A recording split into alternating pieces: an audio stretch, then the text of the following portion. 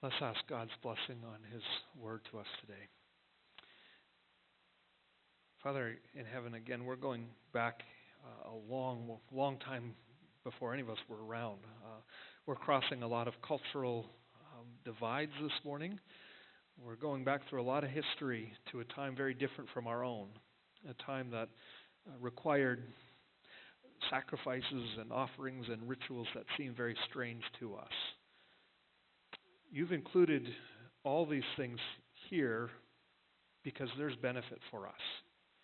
You still intend to speak to us through these words here in front of us. So even though it may be confusing on the surface for us, would you help us to see a glimpse of your glory in the midst of these words?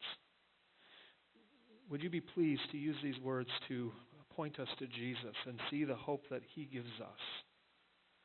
And Lord, I would ask too for a measure of your grace that would allow me to speak with clarity and truth and grace, so that each one of us here in this room might be built up and nourished in our walk with you.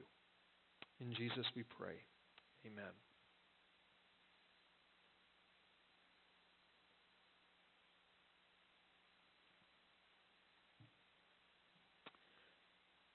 Dear friends of Jesus Christ, they have these things now, online confessionals. And actually they're pretty popular. You can Google it and you can find a whole list of places you can go to these online confessionals. And it's pretty simple. They're just websites where you can go and you can write out anything on your heart or on your mind that you feel you need to get off your chest. So, and anyone can read these. You do it anonymously, so no one will really know who's posting it. But you can go through, and anyone can read this long list of confessions that people are confessing. And I was a little curious, and I found quickly you have to be really careful when you kind of click on these links to hear what people are confessing. But I was curious, so I went down and looked at some of these confessions that people were making online, and some of them were pretty benign. Like there was one person who confessed that they hate anything that was pumpkin spice flavored. Maybe you share that feeling, I don't know. Someone confessed they hate the newest Star Wars movie. Yes, it's true. Not what I expected. So some of these were pretty benign, relatively speaking, I guess. Some of them were more serious. Some of them actually, you read about people who shared their deepest thoughts, things that they'd said and things that they had done that violated probably every one of the 10 Commandments. So pretty serious stuff. And when I was reading through these confessions, a couple of thoughts came to my mind. The first was this: we as a society don't like to talk much about sin, right? I mean, we talk about it, and when you hear others talk about sin and right and wrong, they say, "Wait a minute, you shouldn't talk about that. That's judgmental." And yet, in spite of that, people still have this need to deal with things that they've done or said or thought that deep down they know are wrong, and they need to find a way to deal with it. So we're telling people that there's really no such thing as right and wrong, and yet we're still left with this real sense of guilt and shame. And I guess that brings me to the next point. When you read through these things as people post about their own thoughts and their own struggles with sin and their failures, there's a real sense of despair hanging over each of these people. Most of them anyways. A sense of hopelessness, a sense of guilt that was so nagging and so overwhelming that there were some who felt as though life was not worth living anymore. It's kind of paradoxical in a way. We want to pretend that we're all pretty good people and we're all have it all together and we're all, everyone just choose ourselves what's right and wrong, and yet when we do that, we're left with that lingering, nagging sense of guilt that if we don't deal with it, we don't address it, it can lead to utter despair and hopelessness. we need to deal with sin. We need a way to deal with our own failures, our own brokenness, our own guilt. And pretending that we're not so bad or pretending that sin isn't a big deal just doesn't cut it. It doesn't cut it. Leviticus 8 talks to us this morning about how do we deal with sin. How do God's people handle our sinfulness in a way that leads to renewal and redemption and even blessing from God? And essentially what we read in this text is that God appoints or ordains a group of people called priests who work on behalf of the whole Israelite people as they work as mediators. And we're going to see at least a couple things in this text. We're going to see why we need the mediator. We're going to see how God provides it for us, and we're going to see how that changes us. So why we need it, why we need a mediator, how God gives it to us, and how it changes us. Now, a mediator or a priest, you know, is a go-between. Right? I'm simplifying it a little bit here, but you get that sense of it. If you've ever worked in either with a union or management, whatever your feelings on any of that may be, you just understand what happens. When there's a conflict between the two groups, you bring in a mediator. And a mediator is supposed to represent the needs of both sides to bring them together, to kind of bridge that gap that may be between them. Right? So a mediator bridges the gap. A mediator stands between two parties that are at odds with the goal of bringing them together or reconciling them. Now that's what the priests essentially do. They stand between God and His people with the goal of bringing them together. Now that begs the question, why are they so far apart? Are they really that far apart? And why do they need to be brought together? Well, if you were here last week, we touched on that first question, why are they so far apart?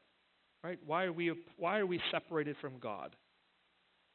And we looked at a little snippet from the book of Exodus. In Exodus chapter 40, it's the very last chapter of the book. And in that, the very last chapter, the very last paragraph, God's glory comes down right among the people. God enters the tabernacle or the tent of meeting, and His presence moves into the neighborhood. And so there God's presence and all of its glory and all of its holiness and all of its majesty and all of its beauty is there, right there among the people. But you may remember when we looked at that last week, we said something happened when the people saw the presence of God. They didn't run towards it and say, oh, this is great, look, isn't this nice, God is with us. No, they fell down to the ground in fear and in reverence. There's something about the presence of God that is so great and so holy and so glorious that it drives us to our knees when we properly understand who God really is. And I have to be honest, I've had trouble with that idea because it can seem that God is just sort of zapping people who get too close. But then I read something just this past week or a week or two ago that made me see it a little bit differently. If you're in a dark room and you turn on the light, you turn on a flashlight, let's say, the light of that flashlight overpowers the darkness. We can say the same thing about God. A holy and perfect God is so holy and so perfect and so pure that there's no room for imperfection. There's no room for any shortcoming. There's no room for any impurity in His sight. And the holiness of God and the perfection of God overpowers impurity by its very nature. There's something beautiful about the perfection of God that cannot tolerate imperfection. And so the greatness of God's presence, the holiness of His character overpowers sin and impurity, much like light overpowers the darkness. Purity destroys impurity. Now, we touched on this last week too, but I'm going to repeat it just briefly here, because when we look at a book like Leviticus, one of the ways that we often are at least tempted to approach it is to say, okay, sure, we can understand that God is great and He's holy and He's perfect in every way. And so God comes along and gives His people a whole long list of rules that include offerings and sacrifices and rules about clean and unclean and things that seem very strange to us. But we can say, okay, God is giving His people the rules to live by. And if God, and if the people keep all these rules and follow all these regulations, then finally God will look down at them and say, okay, good, you've kept the rules, you're in. I will accept you and bless you, show you my favor, and bring you into heaven.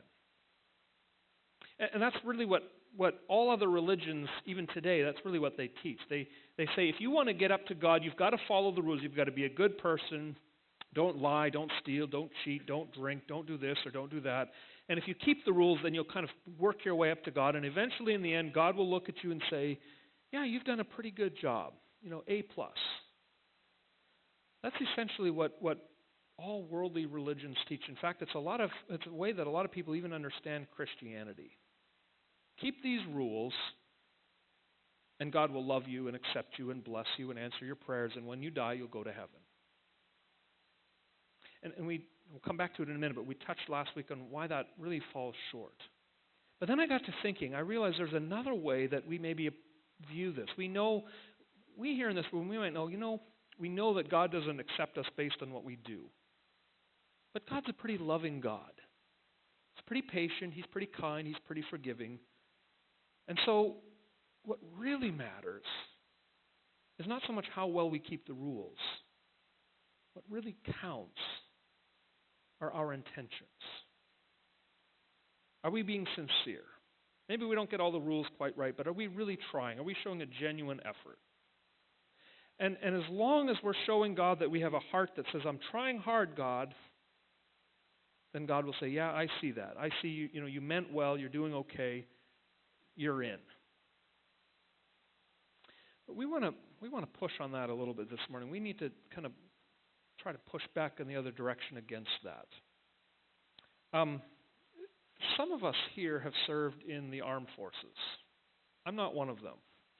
So I'm kind of, forgive me if I'm not speaking real accurately, but I think I'm representing it pretty well. If you have a commanding officer, you know they have high standards, right? And you know that those high standards apply to just about every part of military life, from how you dress, to how you march in formation, to how your bunk looks, especially if you're in boot camp and you're kind of learning the rules. Right now, just imagine with me for a moment that your commanding officer's coming to inspect, let's say, how you're dressed, your uniform. And he goes down the line, he inspects each person, then he gets to you, and you stand in front of him, and your uniform pants are crinkled, and your medals aren't quite right, and your patches are not sewn on in the right place. And then you say, well, I tried. I meant well. I was sincere. Now, again, I'm not in the armed forces, so I can't say this 100%. I can say it pretty close to 100%. I don't think that would pass muster, would it? I mean, sincerity doesn't count. Why? Because there's something, at least in the armed forces, there's something admirable about the standards that they hold to. There's something respectful about how they hold to these high standards, and they expect you to live up to that. And the intentions of your heart really don't matter and don't count for much. They're calling you to live up to that standard.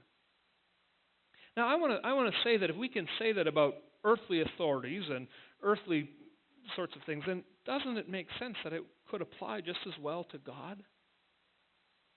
That if God has these standards that are so high because there's something beautiful in perfection, then wouldn't it make sense that God would call us to live up to that? And that sincerity of heart really doesn't matter so much when it talks about whether or not we meet those standards.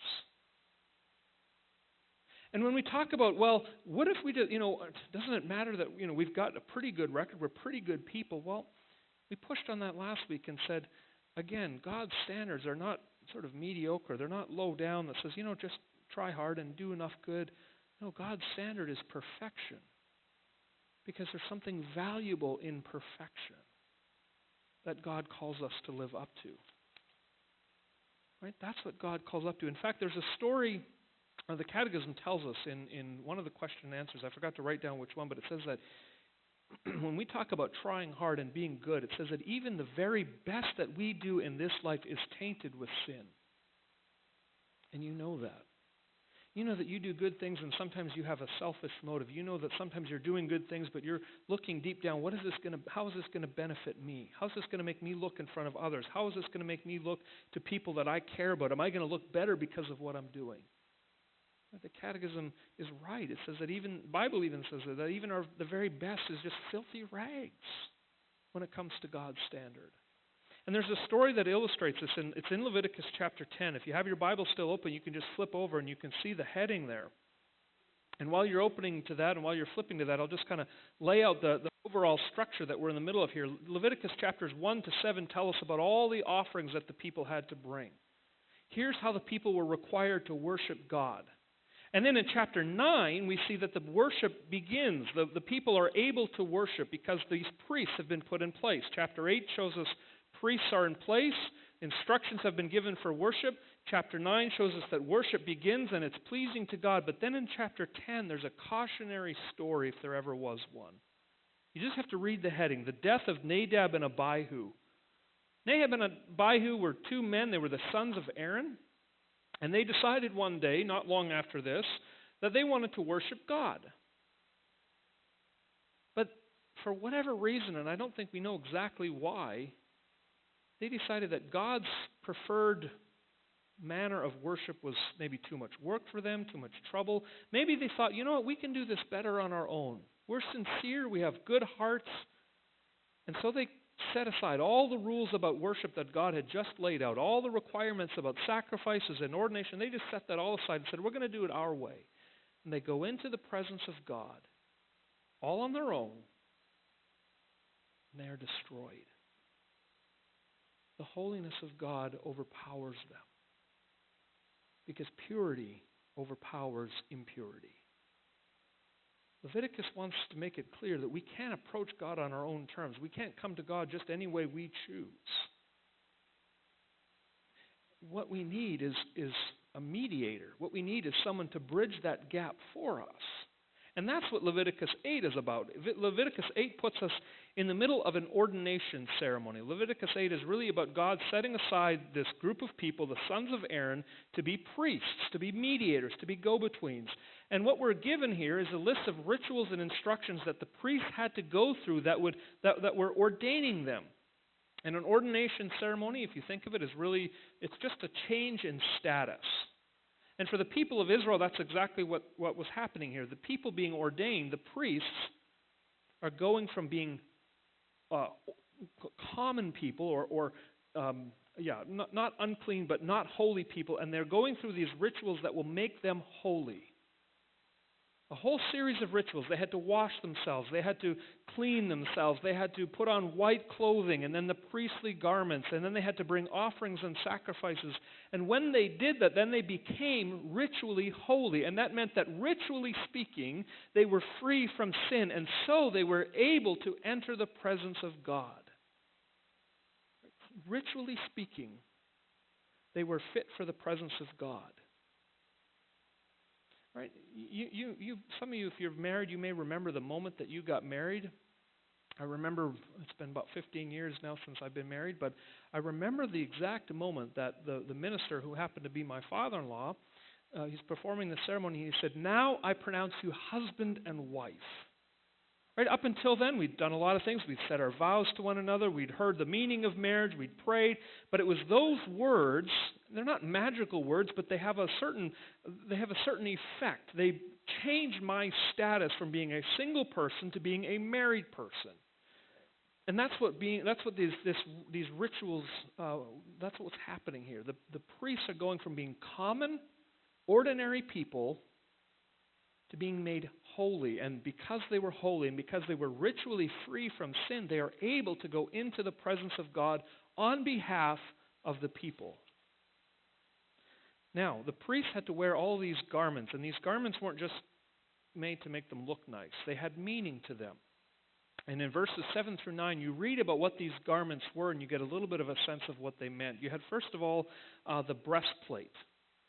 Right? They put on first their linen garments, which that's about as close as I could get to what they would be, undergarments that they would wear that were white and symbolized purity and holiness. And then they would put the breastplate on top, and the breastplate was embedded with 12 stones. And each of these 12 stones were like the flag for each of the 12 tribes of Israel. So they represented, each stone represented one of the 12 tribes, so that when the priest went into the presence of God, he was representing each of the 12 tribes. And then the priest had to wear an ephod, and an ephod was a symbolic garment. No one knows exactly what it would have looked like, but it was a symbolic garment that reminded the people that the priest had access to God.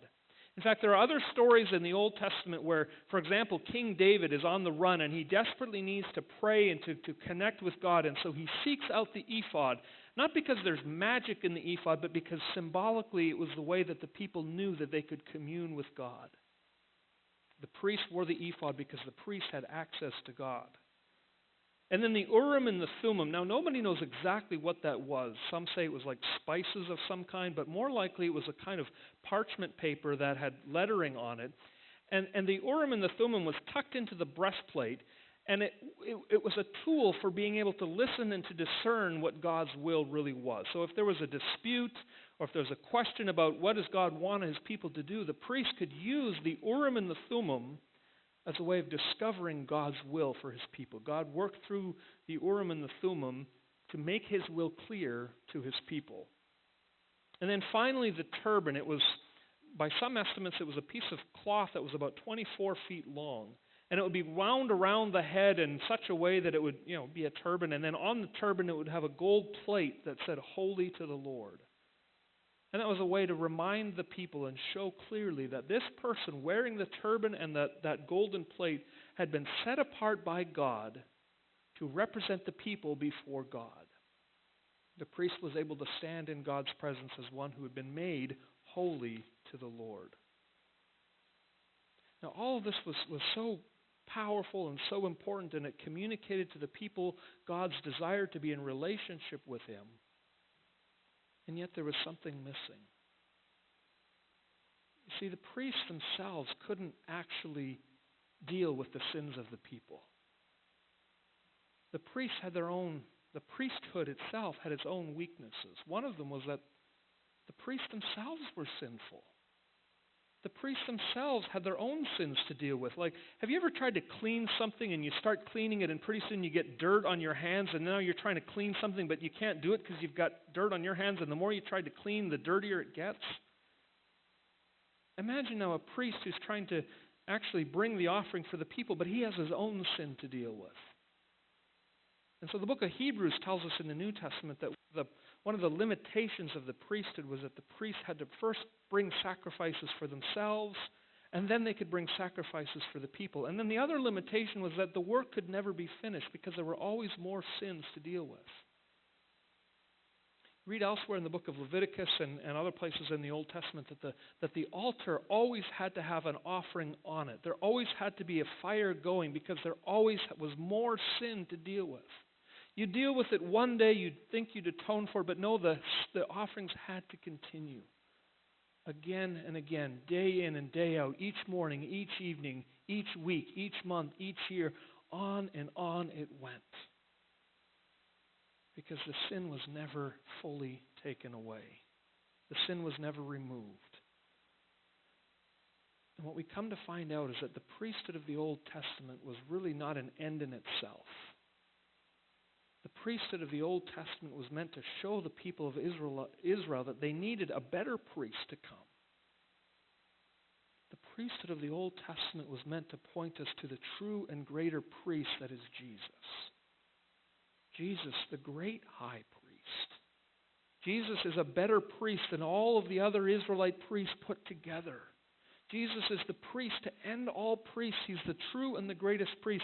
And he's better for at least two reasons. First reason is that Jesus himself was holy by his very nature. He himself was free from sin, and so he didn't have to first deal with his own sin. He could bring the offering on his very own by virtue of his own perfection and his own holiness. He could go into God's presence without fear, without worrying that somehow his impurity would be overpowered by God, because Jesus himself was perfect in every way. And furthermore, He is the offering to end all offerings. Jesus, as a priest, He not only brings the offering, but He becomes the offering. He becomes the payment for sin. And when He's on the cross, Jesus cries out, He says, "It is finished." And what he doesn't mean, what He does not mean is that I'm just about dead. No, He means that the offering has been paid once and for all, and there is no longer any need to keep bringing offerings.